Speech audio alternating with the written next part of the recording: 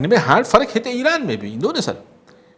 ॾिसो ईरान में बि हीउ जेको डेथ टू अमेरिका जा नारा हणंदा हुआ, मुंहिंजे ख़्याल हाणे थोरो झका थींदा, थोरो पंहिंजे प्रॉक्सीज़ जे हवाले सां बि झका थींदा।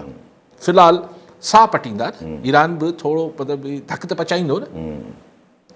ऐं ख़ुदि अंदरि ईरान जे जेके हुननि जा बिल्कुलु हार्डकोर बिल्कुलु एक्सट्रीमिस्ट आहिनि, हुननि खे हीअ जेका पैक्ट आहे उहो अलाए केतिरो हज़म थींदो न थींदो, चेन ऑफ कमांड में छा इशूज़ ईंदा, उहा बाज़ी ॻाल्हि आहे। ऐं मुल्क अगरि माशी तरह तरक़ी कंदो त ॾिसणो आहे त हीअ जेको रिजीम आहे हीअं ईरान में, इहो ई सख़्तगीर मौक़िफ़ पंहिंजे माण्हुनि लाइ बि रखंदी या थोरो लिबरल वधीक, लिबरल सां मुराद इहा आहे त थोरो सोसाइटी खे खुलणु ॾींदी या न ॾींदी।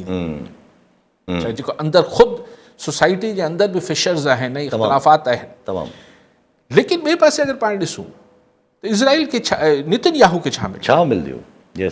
आई डोंट थिंक कि नेतन्याहू डिघो अरसो सस्टेन करे सघंदो।